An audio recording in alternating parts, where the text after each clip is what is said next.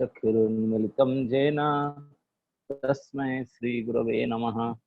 श्रीचैतन्यमनोभीष्टं स्थापितं येन भूतले स्वयं रूपकदा मह्यं ददाति स्वपदान्तिकं। वन्देऽहं श्रीगुरो श्रीयुतपदकमलं श्रीगुरुन् वैष्णवांश श्रीरूपं साग्रजातं सहगणं रघुनाथमृतं तं सजीवं साद्वैतं सावधूतं परिजनसहितं कृष्ण चैतन्य देवं श्री श्री राधा कृष्ण पादान सहगण ललिता श्री विशाखान्वितं स नमो विष्णुपादाय कृष्ण पृष्ठाय भूतले श्रीमते भक्ति वेदांत स्वामी निति नामिने नमस्ते सरस्वती देवे गौरवाणी प्रचारिणे निर्विशेष शून्यवादी पाश्चात्य देशतारिणे जय श्री कृष्ण चैतन्य प्रभु नित्यानंद श्री अद्वैत गदाधर शिवासादि गौर भक्त वृंद बोलिए हरे कृष्ण कृष्ण कृष्ण हरे हरे हरे राम राम राम हरे हरे। हरे कृष्ण। सभी श्रद्धालु श्रोतागण को हमारे सादर प्रणाम।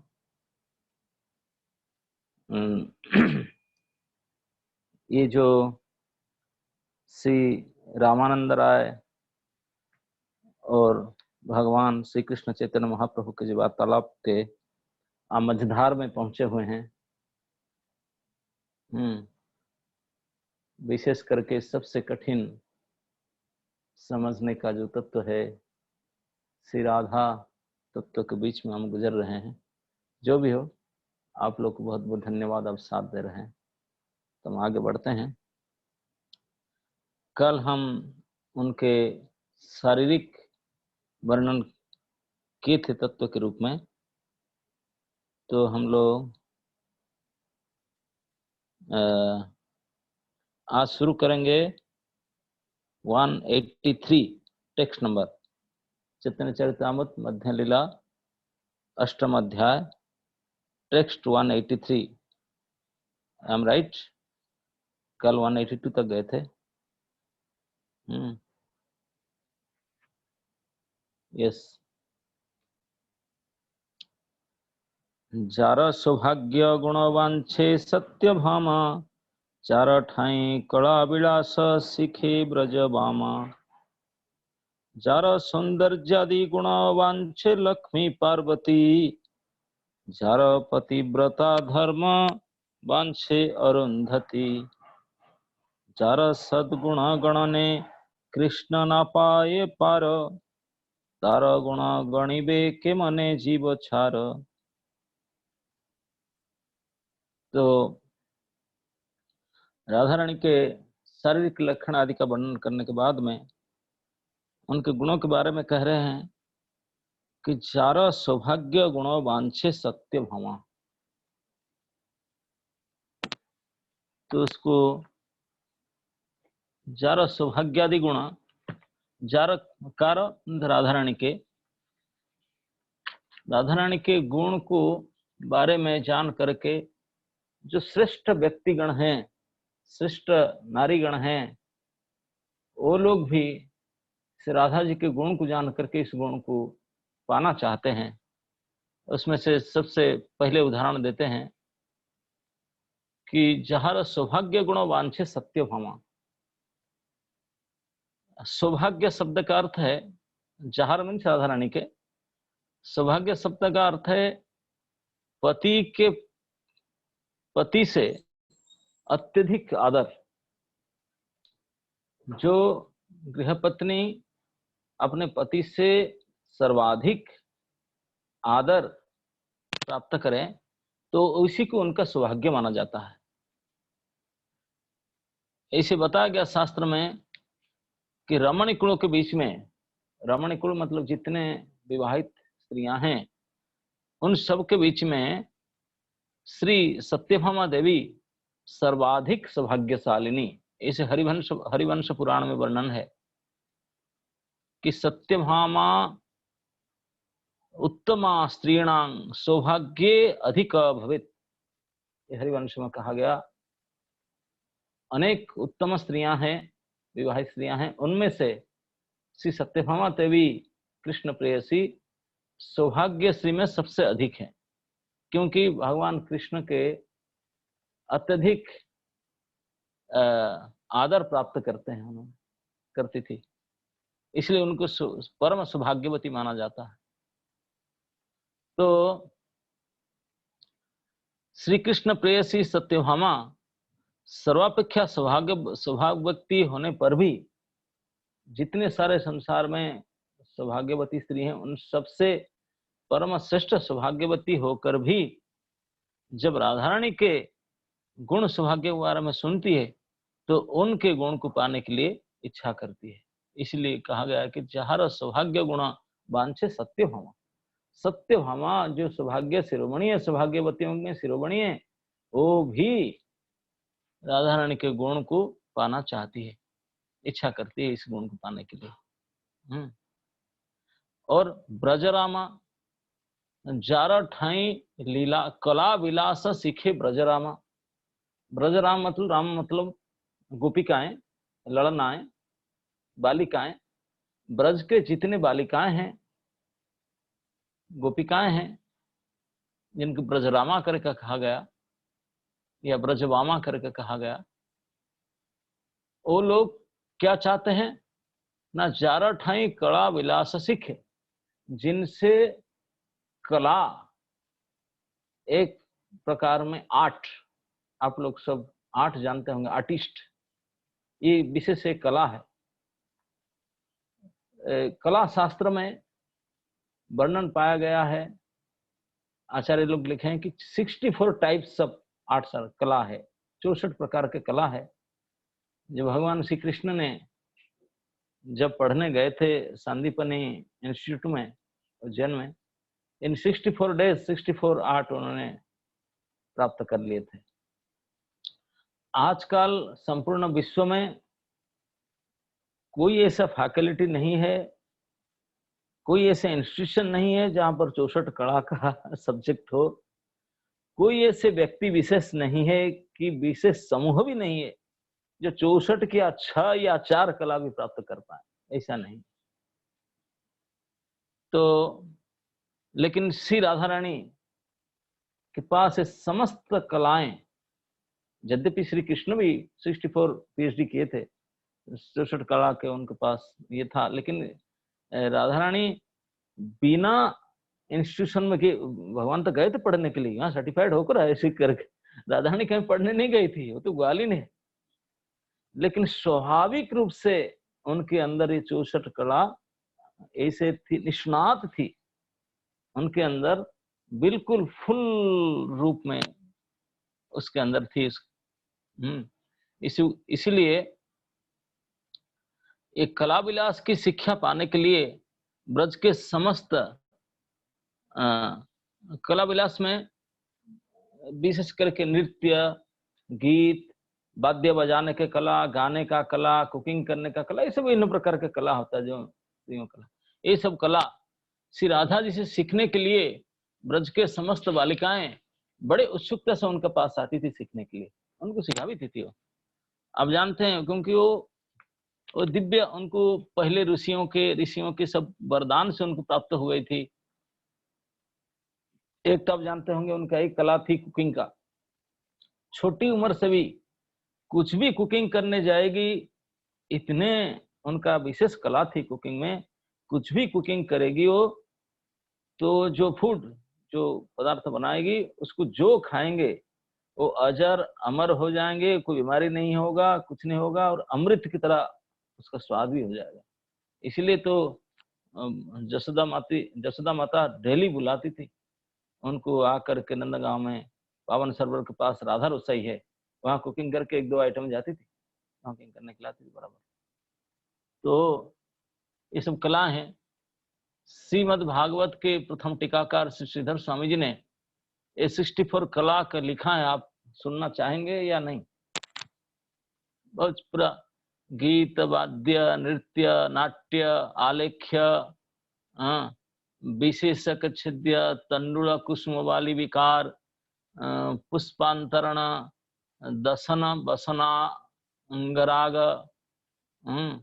मणिभूमिका कर्म, शयन रचन, उदका वाद्य, उदकाघात, चित्र योग, माला ग्रंथन विकल्प, शिखरा पीड़ योजना, नेपथ्य योग, कर्णपत्र भंग, सुगंध युक्ति, भूषण याजन, इंद्रजाल, कोचुमार योग, हस्तलाघव, चित्र शोकापुभख्य विकार विक्रिया, पानक रस राग रस योजन, सुचारु कर्म, सूत्र क्रीड़ा, वीणा भ्रमर वाक्यादिवि, प्रहेलिका, प्रतिमाला,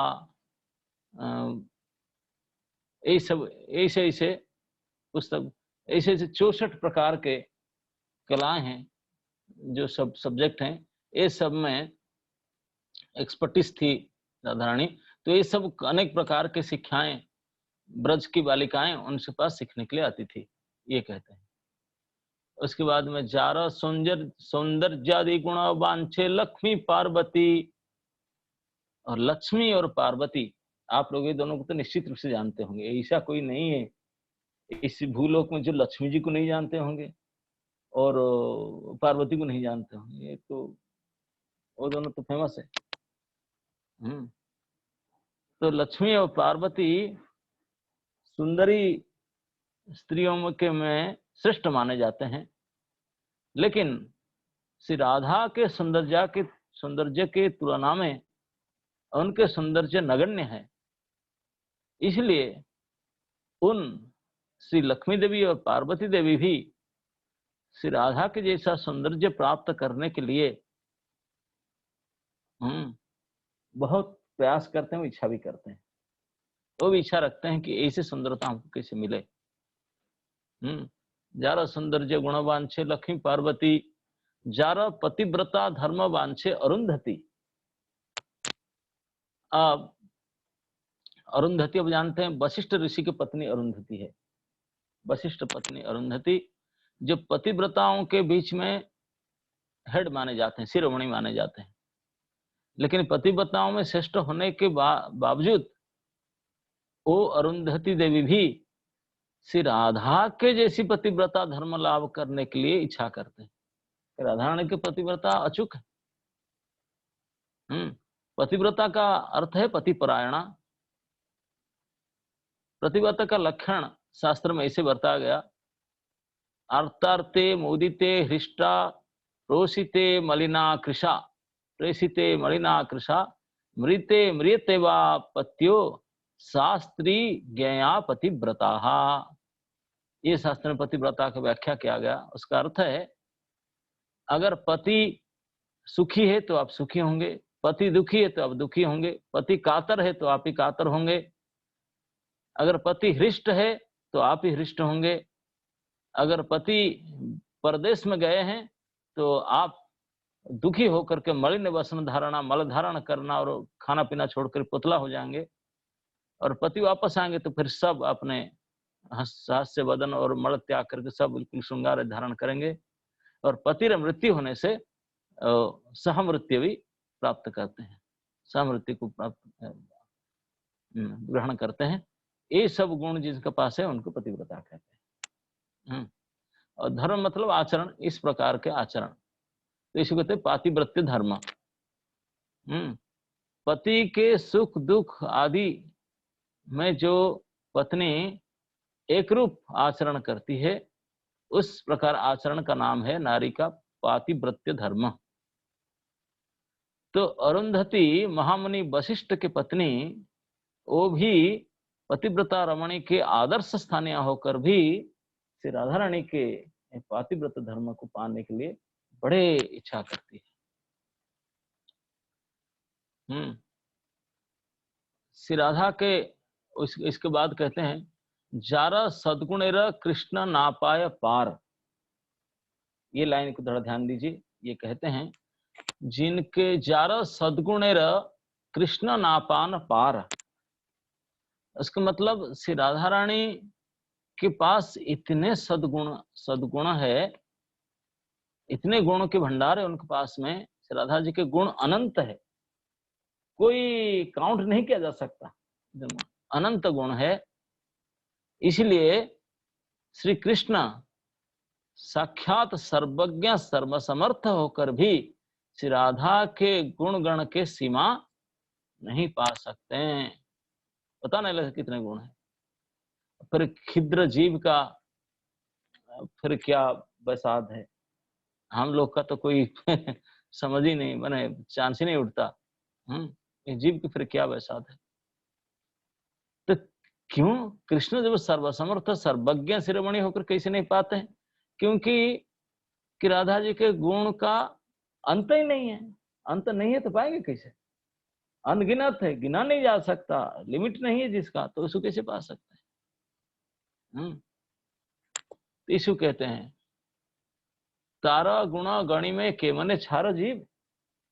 इस सामान्य जीव फिर उनका गुण के बारे में क्या बताएंगे? इतने गुण है इसे, नहीं नहीं नहीं, साहसी मत करो। कृष्ण जिनको नहीं कर पाते हैं, हम फिर किसे साहस करेंगे? उसके बाद कहते हैं प्रभु प्रभु कहे जानिल कृष्ण राधा प्रेम तत्व, सुनीते चाहिए दोहार विलास महत्व। ये बात सुन करके महाप्रभु कुछ बोलने लगे। अब तो सुन रहे थे इतनी बात तक, राधा रानी के शारीरिक वर्णन, उनके गुण, ऐसे ऐसे गुण है जो गुण को पाने के लिए श्रेष्ठ श्रेष्ठ अधिकारिणी स्त्रियां सब इच्छा प्रकट करते हैं, वांछा करते हैं। तो ये सब सुन करके प्रभु कहे, श्री कृष्ण चैतन्य महाप्रभु बोलने लगे कि जानिला कृष्ण राधा प्रेम तत्व। अभी राधा कृष्ण के प्रेम तत्व के बारे में तो कुछ पता चला। तो महाप्रभु तो जान लिए, आप लोग जो सुन रहे हैं आपको जाने है का नहीं?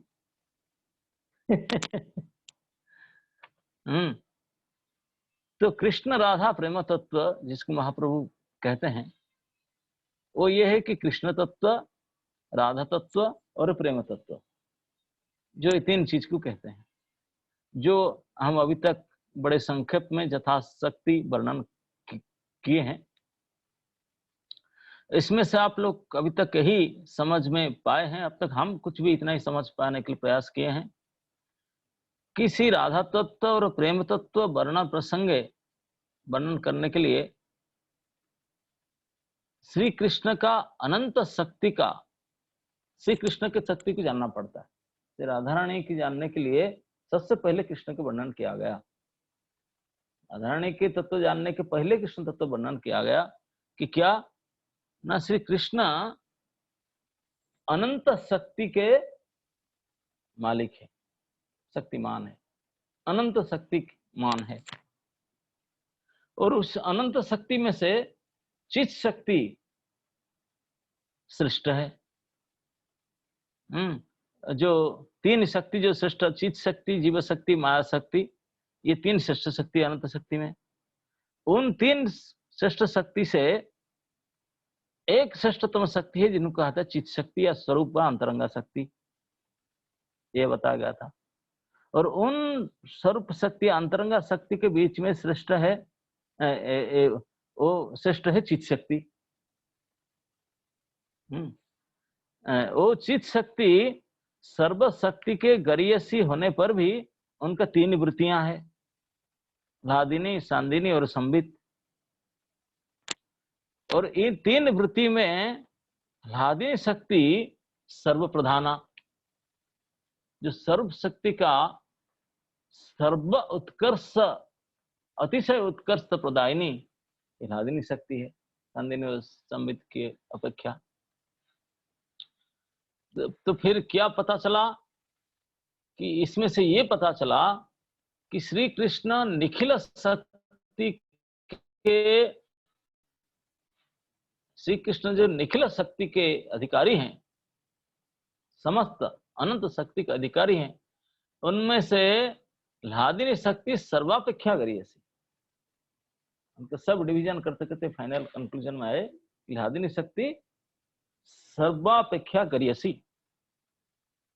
कैसे? न शक्तिमान के महियान करने वो कर सकती है। कोई ऐसे शक्ति है जो शक्तिमान को सबसे श्रेष्ठ बना सकती है। ये शक्ति, यही एक ही शक्ति जो शक्तिमान को सर्वश्रेष्ठ महान बना सकती है। केवल मात्र वही शक्ति, सही शक्ति और जितने श्रेष्ठ है, गरियसी है, उनका प्रभाव में शक्तिमान इतने महियामान होगा। और ह्लादिनी शक्ति जितने श्रेष्ठ होगा और शक्ति के आधार जो शक्तिमान है वो भी इतने श्रेष्ठ माने जाएंगे। तो ह्लादिनी जब श्री कृष्ण का अनंत शक्ति के बीच में सर्वापेक्षा गरियसी, सर्वातिशय श्रेष्ठ, तो फिर ह्लादिनी श्री कृष्ण के सर्वापेक्षा अधिक रूप पे महान करने के लिए समर्थ है। श्री कृष्ण को to make him great. Shri Krishna is great. How great he? कैसे ग्रेट हुए? बोले नहीं, ये शक्ति ही उनको महान बनाती। तो ही कहते हैं जो श्री कृष्ण के जो ह्लादिनी शक्ति है, जिनके कारण श्री कृष्ण अपने अनंत शक्ति के बीच में भी सर्वश्रेष्ठ महिमामान महियान बनने के लिए समर्थ हो सकते हैं, वही है ये ह्लादिनी शक्ति। अगर कोई वस्तु श्रेष्ठ हो, महिमा मंडित हो, तो उनके स्वरूप का विकास भी महिमा श्रेष्ठ होगा। श्री कृष्ण के स्वरूप जो है उसमें आनंद और रस है। ये आनंदत्व और रस रूपत्व, रस स्वरूप, इस दोनों का सार्थकता केवल ह्लादिनी द्वारा ही संभव है। कृष्ण के अंदर जो रस है और जो आनंद है, मतलब कृष्ण समस्त आनंद की स्रोत, परम रसिक, रसराज, ये बने कैसे? न ह्लादिनी शक्ति के द्वारा ही संभव हो पाया। ह्लादिनी के प्रभाव से ही, ह्लादिनी शक्ति के प्रभाव से उनके भक्त गण के द्वारा भी वो आस्वाद्य, परम आस्वाद्य है। ह्लादिनी शक्ति ना होता, कृष्ण के आस्वादकत्व और आस्वाद्यता, ये दोनों भी संबंध नहीं हो पाता। नहीं हो पाता। तो इस प्रकार जो ह्लादिनी शक्ति उनके सार अंशवा घनीभूत अवस्था में, इस प्रकार जो ह्लादिनी शक्ति जो सर्वश्रेष्ठ शक्ति है, जिनके द्वारा कृष्ण ही स्वयं श्रेष्ठता प्राप्त करते हैं, उस ह्लादिनी शक्ति का जो कंडेंस फॉर्म है, उसका जो एसेंस है, सार है, तो एक घनीभूत अवस्था में जो विलास है, इसको कहा जाता है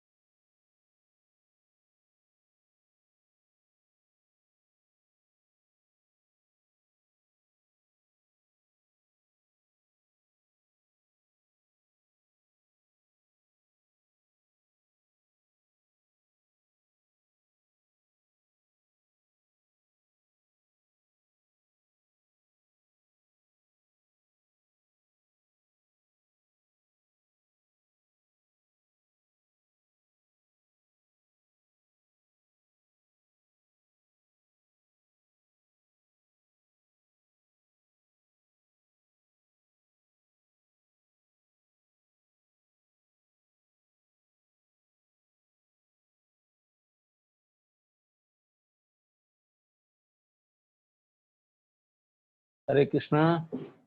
हरे कृष्ण महाराज जी। यहाँ तो साइक्लोन हो रहा है, आप लोग का यहाँ भी हो रहा है क्या? नहीं नहीं महाराज जी। यहाँ तो वृंदावन पूरा आंधी तूफान आ रहा है, इसी वजह से वो वाईफाई चला गया था, गाड़ी पर चला गया था, अभी हॉटस्पॉट में जुड़ा था। एनीवे, तो यही कहते हैं कि जिस शक्ति के द्वारा श्री कृष्ण अपने परम ब्रह्मता को सार्थक करते हैं, हाँ, जो शक्ति के द्वारा वो महियान हो पाते हैं, वो जो प्रेम वैचित्री जिसके द्वारा उसका जो उसका विशिष्टता इतने हैं कि जिसके द्वारा, जिस प्रेम के द्वारा भगवान कृष्ण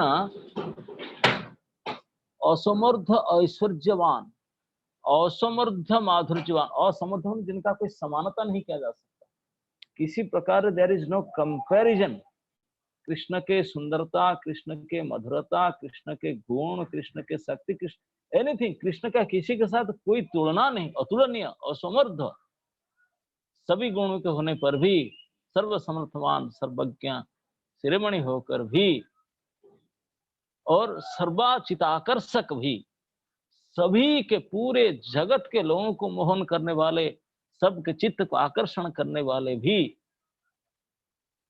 सर्व रसिकारी होकर भी श्री कृष्ण जिस प्रेम के वशीभूत हो जाते हैं, वो प्रेम के जो स्वरूपा, ये है इसी प्रेम, श्री राधा जी के प्रेम, जिसके कारण में पूर्ण वशीभूत हो जाते हैं, ये सब होकर भी।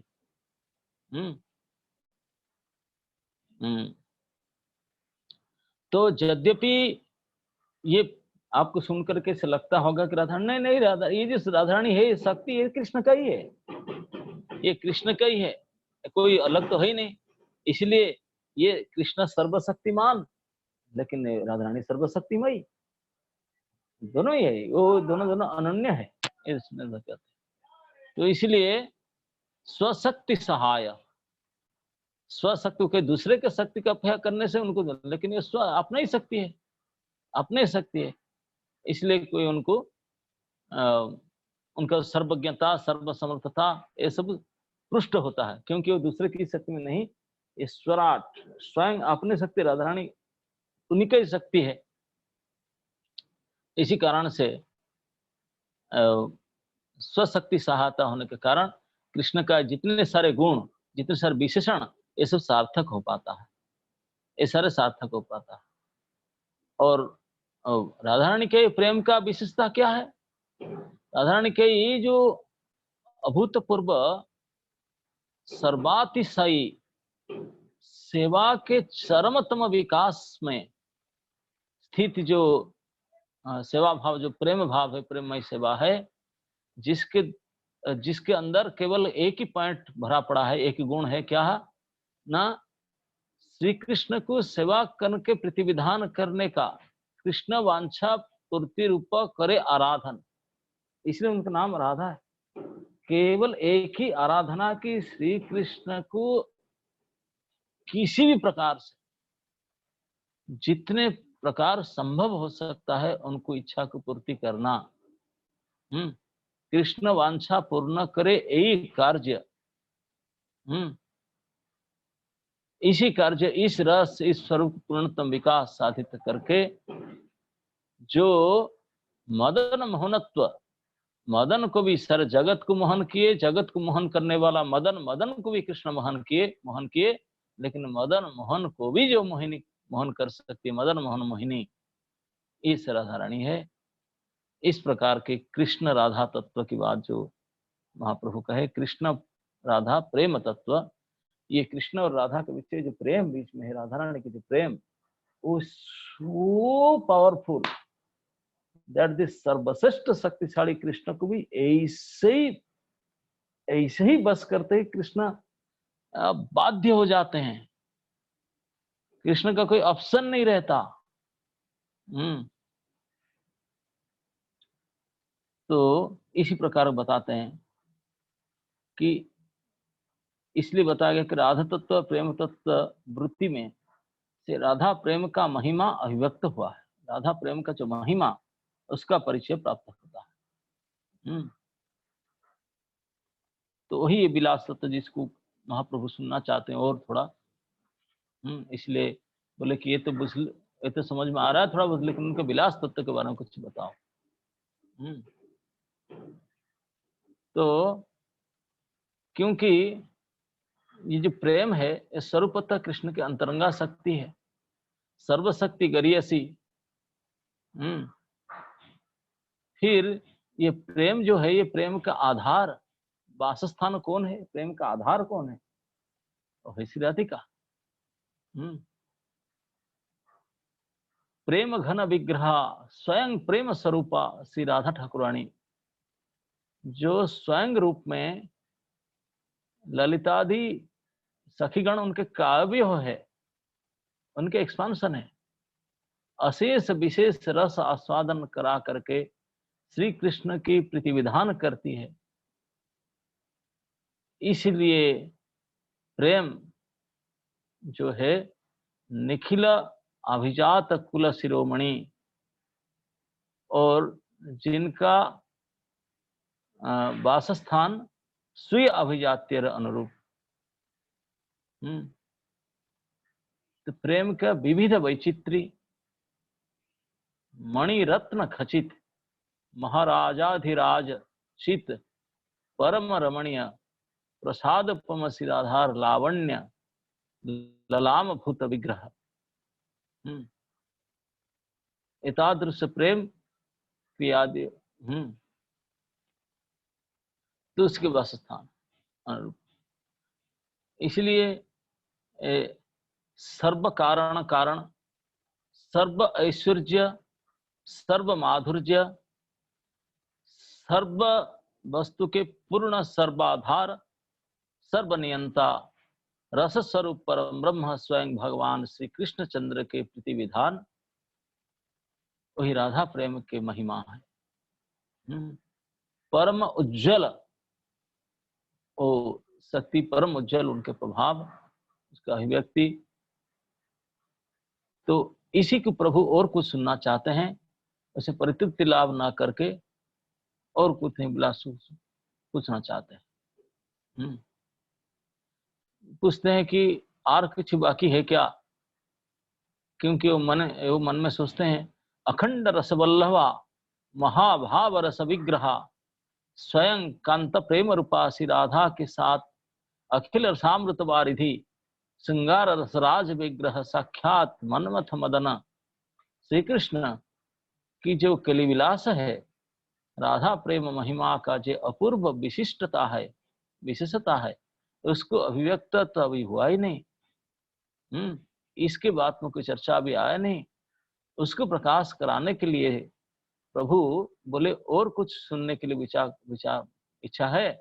उनके बारे में तत्व तो बताया, लेकिन उनके विलास के महत्व कुछ बोला नहीं। प्रभु एक कथा सुनने के लिए रामानंद को विलास महत्व वर्णन करने के लिए प्रार्थना किए, इच्छा प्रकाश किए। राय कहे कृष्ण है धीर ललित निरंतर काम क्रीड़ा चाहर चरित। अब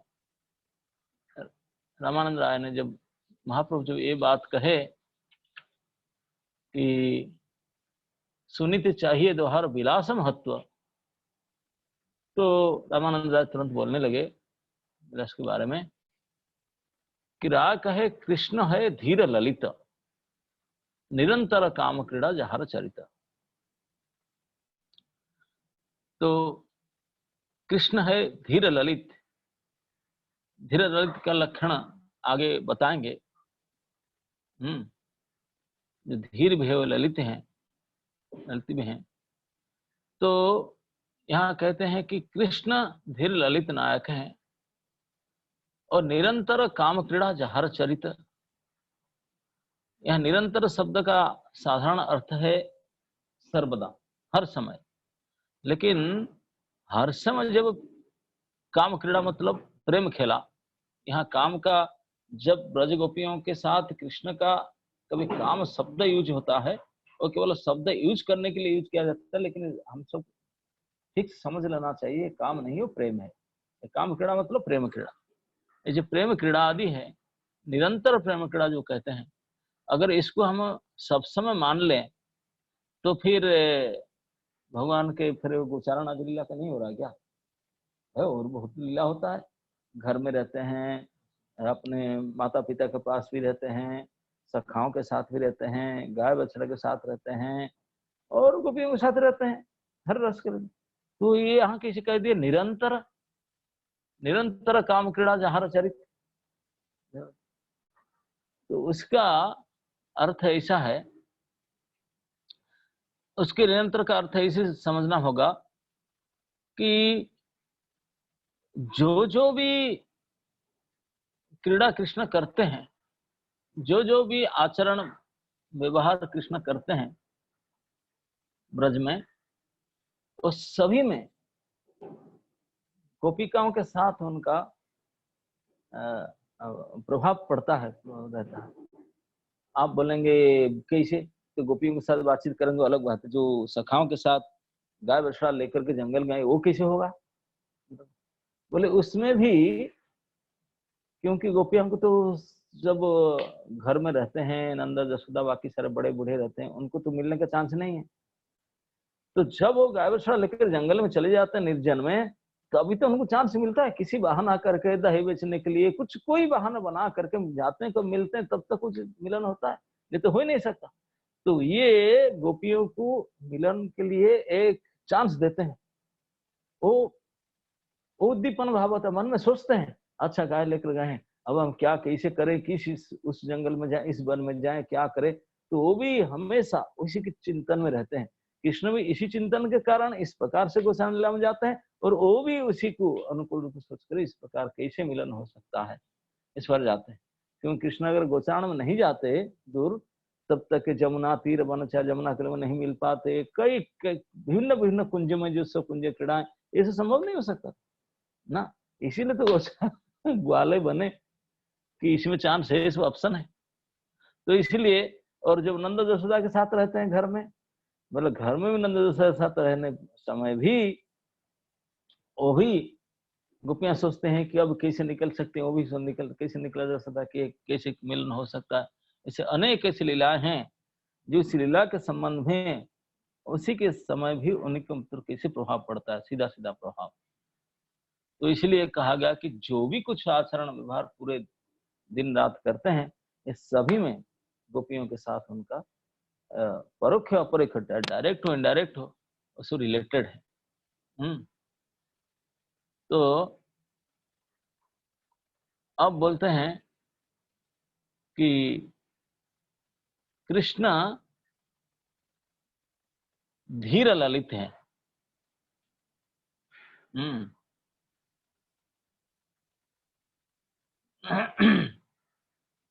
तो बोलते हैं कि धीर ललित का अर्थ है, बताते हैं जो विदग्ध है, विदग्ध मतलब नई जवानी, बिल्कुल अभी बिल्कुल फ्रेश यूथ, नई जवानी उसको बोलते विदग्ध, नवजुवापन। और जो परिहास पटु है, परिहास पटु एक्सपर्टीज इन क्रिटिसाइजिंग, जोक फोक करने में एक्सपर्टीज, जो बिल्कुल पीएचडी किया है इस मामले में, जो परिहास करने में। परिहास पटु बिल्कुल नए युवक, बिल्कुल नवजुवा।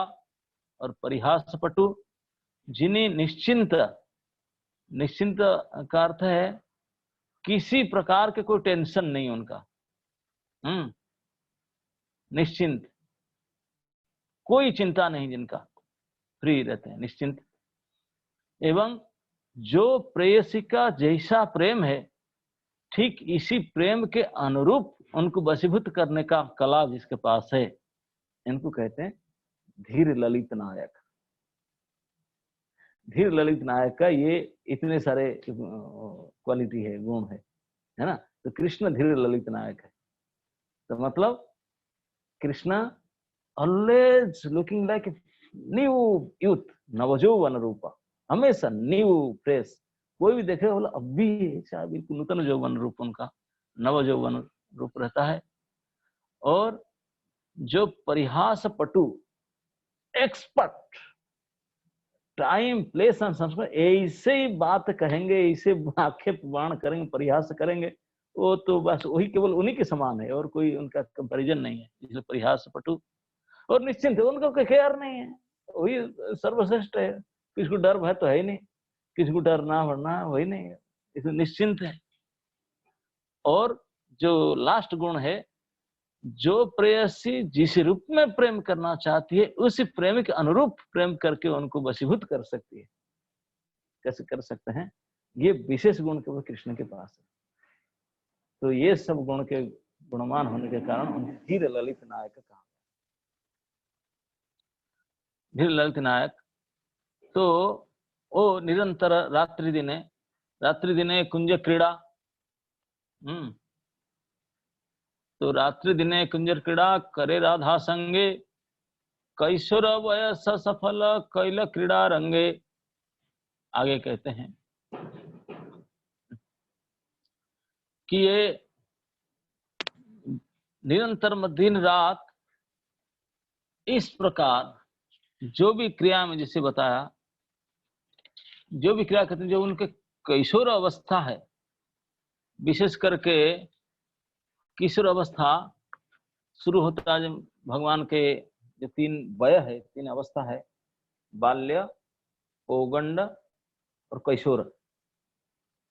बाल्य अवस्था शुरू से लेकर 5 साल तक, टिल 5 ईयर्स बाल्य चपलता, और 5 से लेकर 10 तक पौगंडावस्था, कुमार अवस्था कहते हैं, पौगंड अवस्था भी कहते हैं, और 10 से लेकर के 15 तक ये किशोर अवस्था।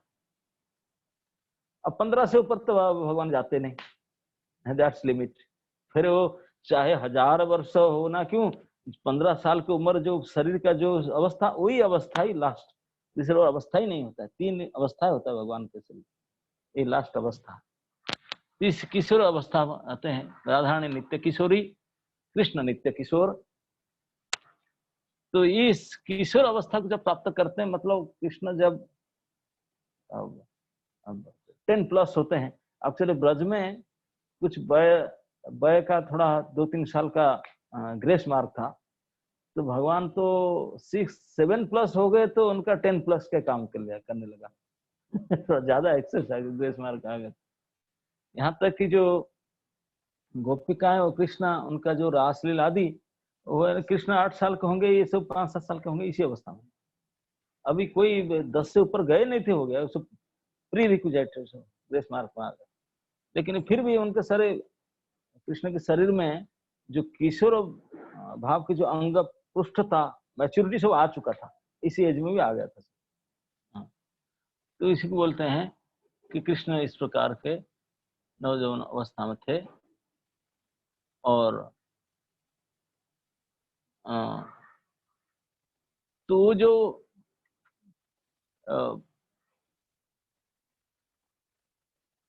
प्रेम विलास के बारे में राम महाप्रभु ने पूछे, तो उसको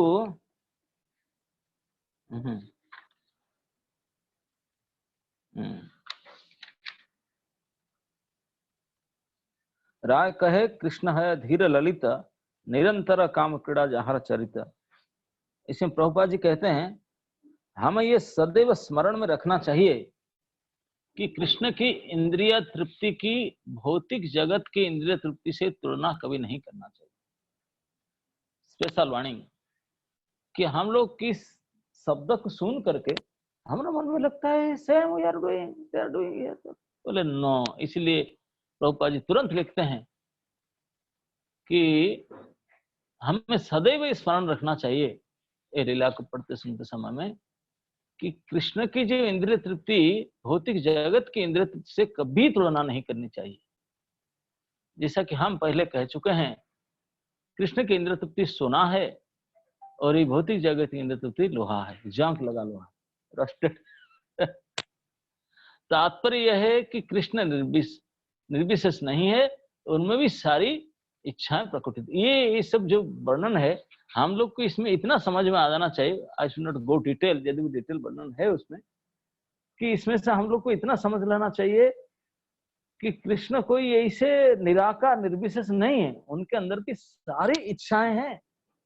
हम लोग के अंदर इच्छा आती कहां से? सोर्स तो वही है ना। सारे इच्छाओं के आधार कृष्ण है, उनके अंदर सारी प्रकार की वासनाएं, सारी इच्छाएं भगवान के अंदर भी हैं, कृष्ण के अंदर भी हैं।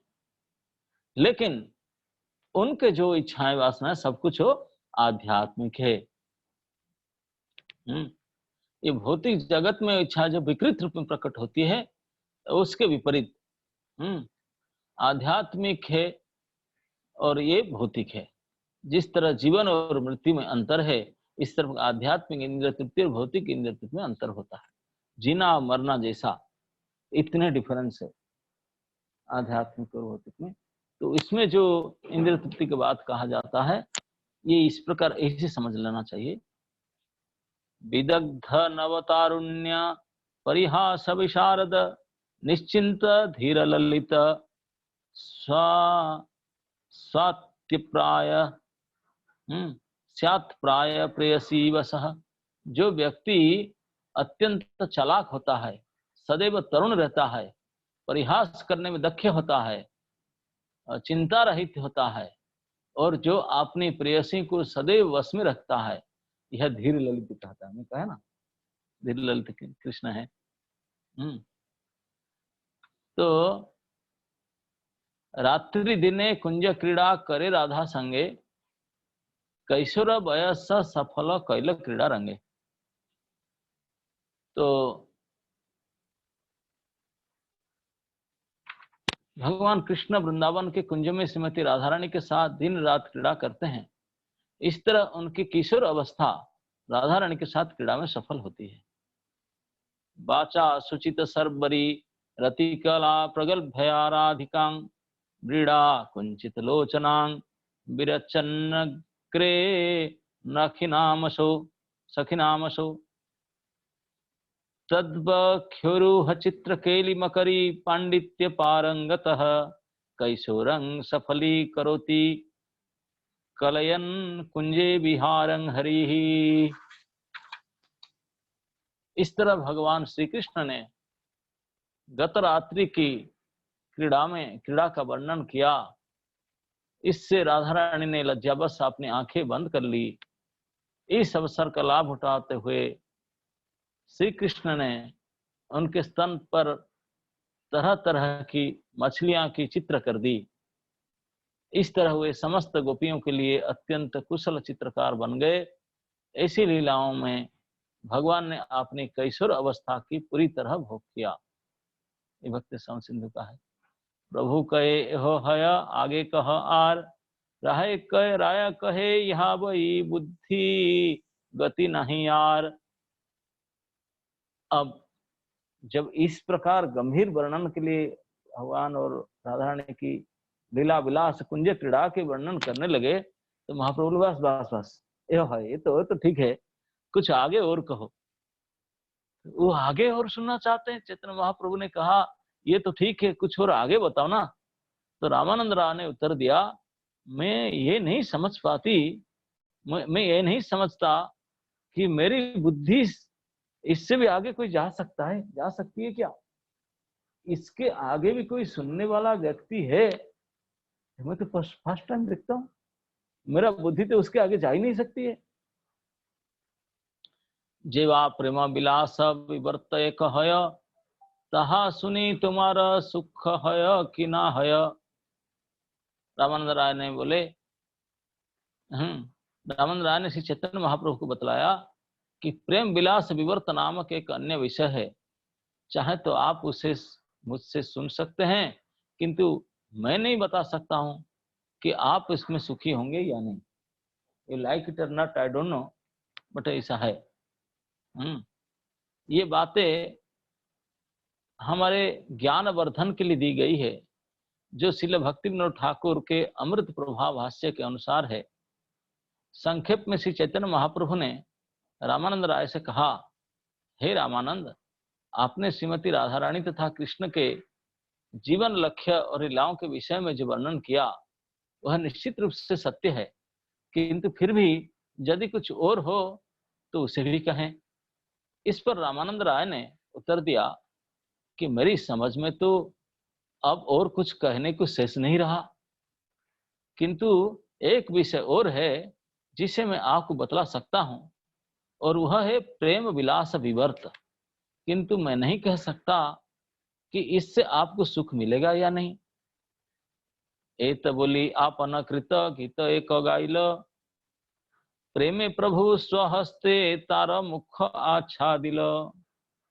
ऐसा कह करके श्री रामानंद राय ने अपना रचित स्वरचित एक गीत गाना शुरू किए।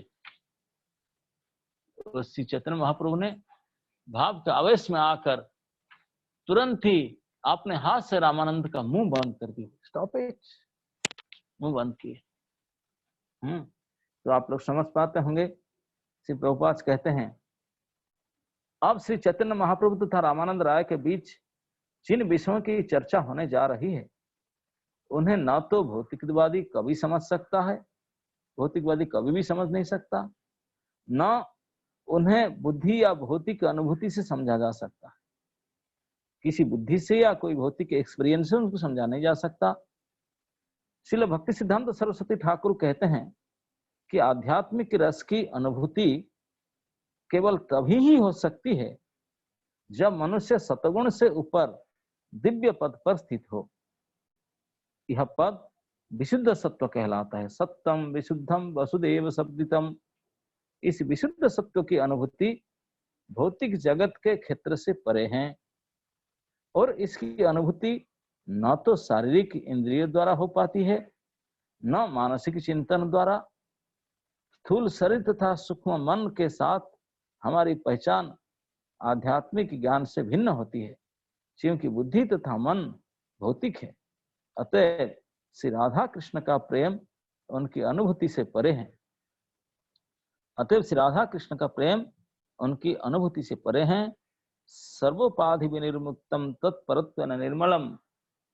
जब हम सारी भौतिक उपाधियों से मुक्त हो जाते हैं और हमारी इंद्रियां भक्ति की विधि द्वारा पूर्णतया निर्मल हो जाती है, विशुद्ध हो जाती है, तब हम परम सत्य के इंद्रिय के कार्य को समझने के लिए समर्थ हो सकते हैं। ऋषिकेण ऋषिकेश सेवनम भक्ति रिच्यते। आध्यात्मिक इंद्रियां भौतिक इंद्रिया से परे हैं। भौतिकवादी किसी भौतिक विविधता के निषेध ही सोच सकता है, वह आध्यात्मिक विविधता को नहीं समझ सकता। वह इतना ही सोच सकता है कि आध्यात्मिक विविधता भौतिक विविधता के विरोधी मात्र है। बस we can understand this one. केवल इतना ही समझ सकते हैं कि आध्यात्मिक विविधता जो ये उसका उससे परे उसके अलग है, लेकिन कैसा है ये नहीं हम जान सकते हैं। किंतु ऐसा विचार आध्यात्मिक अनुभूति के और वह निषेध या शून्य है, किंतु ऐसा विचार आध्यात्मिक अनुभूति के पास भी नहीं भटक सकता। स्थूल शरीर तथा सूक्ष्म मन के आश्चर्यजनक कार्यकलाप सदैव अपूर्ण रहते हैं। वे आध्यात्मिक ज्ञान की कोटि से निम्न और क्षणभंगुर है। आध्यात्मिक रस सदैव अद्भुत होता है और पूर्ण शुद्ध नित्य मुक्त अर्थात सारी भौतिक धारणाओं से शाश्वत रूप से मुक्त होते हैं। कहा जाता है जब हम अपनी भौतिक इच्छाएं पूरी नहीं कर पाते, जब हमारी भौतिक इच्छाएं पूरी नहीं कर पाते हैं, तब अवश्य ही खेद और उलझन आती है। इसे ही विवर्त कहा जाता है। विवर्त समझ में आया? प्रेम विलास। जब हमारा इच्छा पूरा नहीं होता है, एक टेंशन आता है ना, दैट इज विवर्त। वही कहते हैं जब हम अपनी भौतिक इच्छाएं पूरी नहीं कर पाते हैं तब अवश्य ही एक खेद या उलझन आती है। इसे ही विवर्त कहा जा सकता है। किंतु आध्यात्मिक जीवन में दुख, उन्मत्तता या अपूर्णता नहीं पाई जाती, यह है ही नहीं। श्रीमती राधा रानी और कृष्ण के आध्यात्मिक कार्यकलापों को समझने में श्रील रामानंद राय दक्ष थे। और जब उन्होंने महाप्रभु से पूछा कि वे उनके आध्यात्मिक सत्य की अनुभूति की पुष्टि करते हैं या नहीं, इसी समय यह आध्यात्मिक अनुभव भी महाप्रभु के समक्ष रखा गया। इस संबंध में 3 पुस्तकें महत्वपूर्ण है। एक तो भक्तदास बाउल कृत विवर्त विलास, दूसरी जगदानंद पंडित प्रणीत विवर्त, और तीसरा श्री रामानंद राय कृत प्रेम विलास विवर्त। इनमें से भक्तदास बाउल कृत विवर्त अन्य 2 पुस्तक से सर्वथा भिन्न है। कभी कभी कोई विश्वविद्यालय के विद्यार्थी अथवा प्राध्यापक इस दिव्य साहित्य को पढ़ने का प्रयास करता है और सांसारिक दृष्टि से एक समीक्षात्मक विश्लेषण प्रस्तुत करने की चेष्टा करता है ताकि वह डॉक्टरेट की डिग्री प्राप्त कर सके। किंतु ऐसी अनुभूति रामानंद राय की अनुभूति से निश्चित रूप से भिन्न है।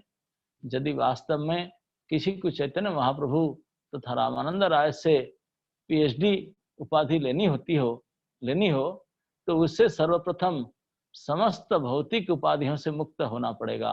सर्वोपाधि विनिर्मुक्तं तत्परत्व निर्मलम। जो अपनी पहचान अपने भौतिक शरीर से करता है वह श्री रामानंद राय तथा श्री चैतन्य महाप्रभु के बीच हुई वार्ता को नहीं समझ सकता। This is the conclusion. हम लोग को कहाँ से गधे हैं ये बोल दिए इधर कि यदि यहाँ कहते हैं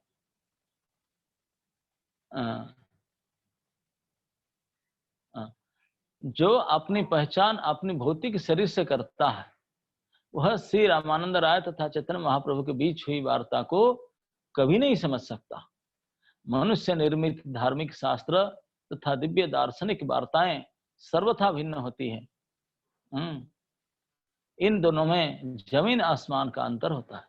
इस विषय का वर्णन श्रीमन माधवाचार्य ने बड़े परिश्रम पूर्वक किया है, क्योंकि भौतिक दार्शनिक जीवन की भौतिक धारणाएं में स्थित होते हैं, अतएव वे आध्यात्मिक प्रेम विलास विवर्त को नहीं समझ सकते। वे एक तस्तरी पर हाथी को नहीं बैठा सकते। इसी तरह भौतिक ज्ञानी भी आध्यात्मिक हाथी को अपनी सीमित अनुभूति के भीतर नहीं पकड़ पाते। यह तो मेढक द्वारा अटलांटिक समुद्र को अपने कुएं से कई गुना बड़ा कल्पित करके उसके थाह लेना जैसा प्रयास है। भौतिकवादी दार्शनिक तथा सहजिया लोग रामानंद राय तथा श्री चैतन्य महाप्रभु के बीच राधा कृष्ण की लीलाओं से संबंधित वार्ता को नहीं समझ सकते। निर्विशेषवादी या प्राकृत सहजियों को एकमात्र प्रवृत्ति निर्विशेषवाद के स्तर तक ही पहुंच पाती।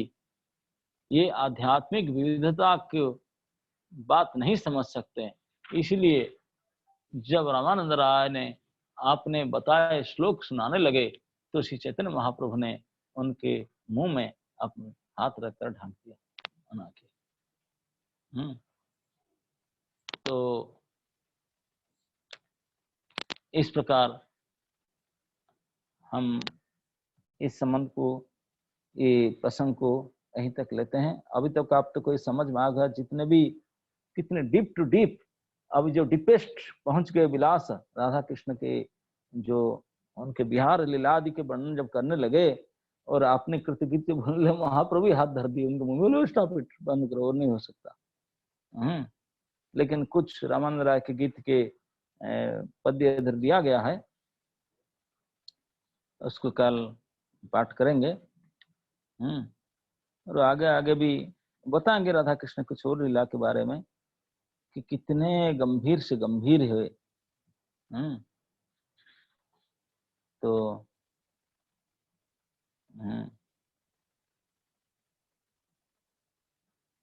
कब उस पूरा होगा, ये अध्याय पूरा हो पाएगा?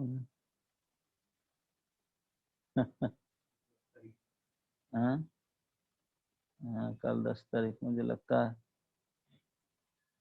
और हम पोजिशन में ज्यादा नहीं है, 40-50 तो उसका इसमें टेक्स्ट नंबर है, लास्ट टेक्स्ट 393, 313, 310, 313, 313 लास्ट है। हम लोग कभी 200 200 कहाँ गए हम, 200 के आसपास पहुंचे हम लोग ना।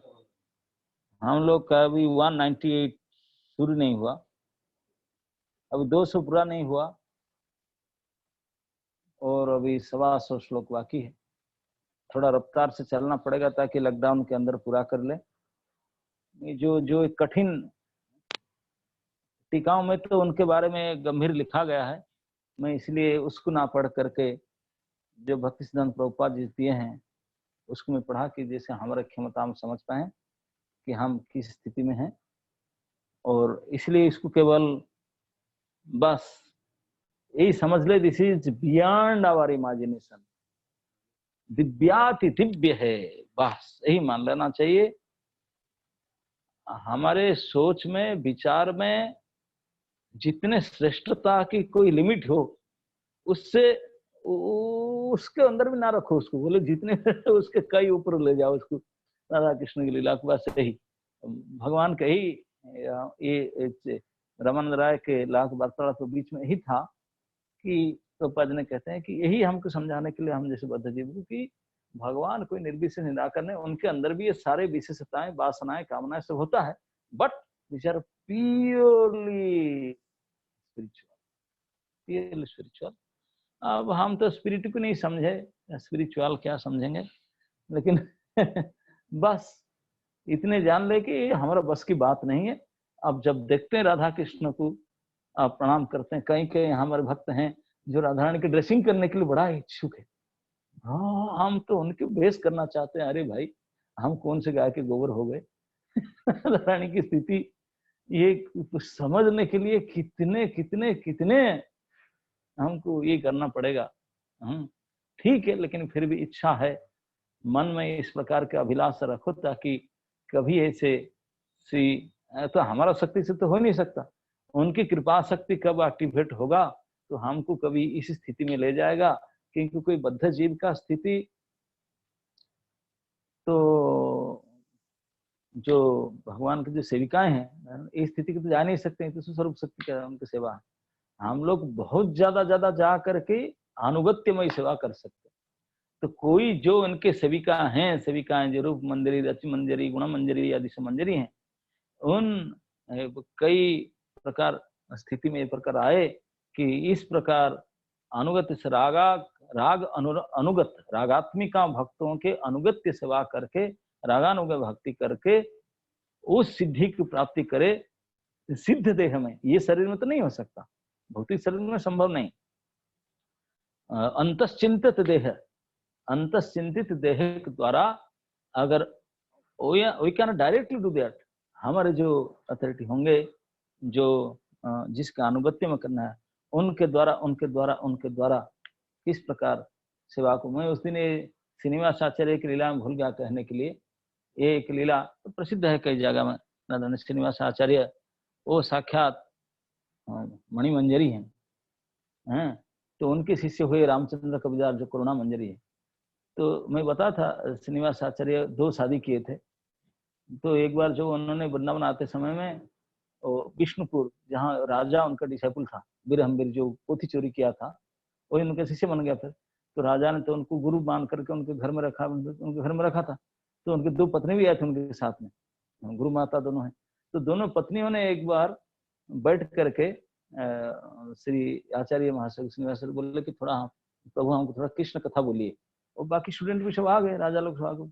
तो कृष्ण कथा बोलने लगे। श्रीनिवास आचार्य बोलते बोलते ओ समाधि में चले गए, बोलते बोलते समाधि में चले गए। समाधि में चले गए। ओ रानी लोग देखे कि तू बिल्कुल बैठे, कुछ है ही नहीं, सांस भी नहीं चलता।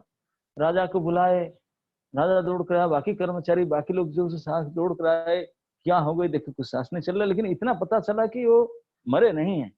ये थोड़ा सा पता चलता है ना, सेंसलेस होने का और डेथ का सिम्टम आप लोग पता होगा डॉक्टर लोग को। सेंसलेस हो गए, अचेत अवस्था में, तो उसको ढांक करके रखे, बातचीत तो नहीं कर रहे हैं इस तरह के, तो ढांक करके रखे। पूरा दिन बीत गया, दूसरा दिन हुआ, वो सब रोने धोने लगे। लेकिन उन्होंने बताए थे, श्रीनिवास आचार्य बोलते बोलते बताते थे कि मुझे आप लोग क्या पहचानोगे, अपना स्त्रियों की बता, मुझे क्या पहचानोगे, मुझे कुछ कुछ पहचानता है। रामचंद्र कविराज मुझे जानता है, रामचंद्र कविराज मुझे जानता है। हाँ, तो तुरंत राजा तो राजा है, तुरंत खबर भेजा, पकड़ के ला रामचंद्र, कहते कहाँ है कहाँ है, तो रामचंद्र कविराज को बुलाकर लेकर आ गया बंगाल से। हाँ, जाजी राम से पकड़ के लाए, तो दौड़ कर आया, आके देखा कि उनके गुरुजी बिल्कुल बोले, लेकिन 2 दिन हो गया। तो उन्होंने भी बैठ गया, चदर ढांक करके बैठ गया, वो भी समाधि में चला गया, वो भी समाधि में चला गया। वो एक दिन वो भी 24 घंटा रहा, उनका तो अभी 36 घंटा हो चुका था। तो आफ्टर 72 आवर्स, 3 दिन 3 रात के बाद में दोनों उठे। तो पूछे तो क्या हुआ था, वो जो समाधि में चले गए। तो लीला कहते कहते श्री राधा रानी जब जमुना में स्नान कर जलकेली कर रही थी, जमुना में नौक विहार लीला हो रहा था, तो उनका नोट गिर पड़ी, पानी में गिर पड़ी, पानी में गिर पड़ी। तो रानी के अपने नित्य नोट गिर पड़ी, तो बोले सखियों ढूंढने के लिए। तो ललिता सखी बोली, ललिता सखी तुरंत अपने असिस्टेंट जो है रूप मंजरी, उनको आदेश दिए, और तो सीनियर बोले देखो कहाँ गिर गया, उठा के लाओ। रूप मंजरी की बोले, रूप मंजरी ढूंढ रहे थे, रूप मंजरी बोले, रूप मंजरी अपने अनुगत मंजरी जो है गुण मंजरी श्री गोपाल भट्ट गोस्वामी, उनको बोल दिए, बोले हेल्प इट। तो गुण मंजरी भी ढूंढ नहीं पाए, तो गुण मंजरी अपने अंडर के जो उनके डिसाइपल है श्रीनिवास आचार्य, वो मणि मंजरी, उनको बोले हेल्प। तो इसलिए वो चले गए थे ढूंढने के लिए। और जब तक सेवा पूरा नहीं हुआ तो वापस नहीं आ सकते। जो सेवा दिया गया उनको, डू दी सर्विस, सर्विस जो पूरा नहीं हुआ, ढूंढ कर मिला नहीं तो कैसे वापस आ सकते। तो इसलिए 2 दिन हो गया ढूंढ रहे थे, मिल नहीं रहा था, जमुना के कीचड़ पीछड़ में ढूंढ रहे सब। तो फिर वो जब रामचंद्र कविराज आ गए, तो उनके डिसाइपल वो करुणा मंजरी, वो आ गए, वो आकर देखे एक कमल पत्ता के नीचे फंसा हुआ था। तो उसको उठाए लाए, धो करके उनको मिला। तो फिर उनके गुरुजी श्रीनिवास आचार्य जो मणि मंजरी, उनको दिए। तो उन्होंने गुण मंजरी को दिए, गुण मंजरी रति मंजरी, रूप मंजरी को दिए, रूप मंजरी। तो फिर ललिता देवी थी, ललिता। तो फिर जो कंप्लीट हो गया, मिल गया उनको, तो फिर वापस आए। हाँ, आफ्टर 72 आवर्स, तो ही बता रहा। तो ये सब स्थिति, तो हम लोग कैसे, जब एक ढूंढने के लिए गिर गया नीचे, उनको ढूंढने के लिए हाल, तो how can we think of ऐसे करने के लिए। तो फिर भी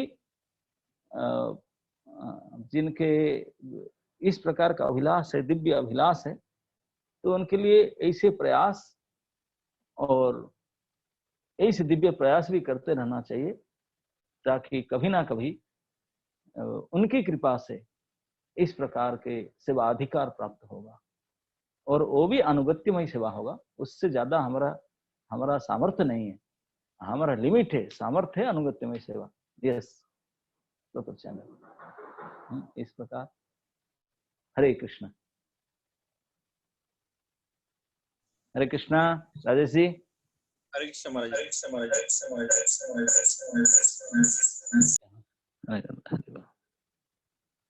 thank you Maharaj. Okay, thank you very much. Okay. आशा करते हैं कि आप लोग कोऑपरेट करेंगे चैप्टर को पूरा करने के लिए, जब आप शुरू कराए थे। अभी और लगभग 125 श्लोक टेक्स्ट बाकी है, किसी जल्दी पूरा कर देते हैं। जी महाराज जी।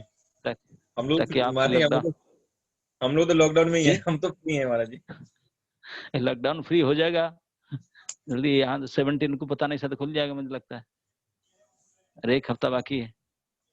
ओके, तो लेकिन 1 हफ्ते के अंदर हो पाएगा। हावड़ा में पता नहीं खुलेगा नहीं खुलेगा महाराज, लगता नहीं है ऐसा। जी जी महाराज। हावड़ा बिजनेस हब है, हावड़ा नहीं खुलेगा तो सारे हालत खराब हो जाएगा। थैंक यू महाराज, धन्यवाद। ठीक है, धन्यवाद।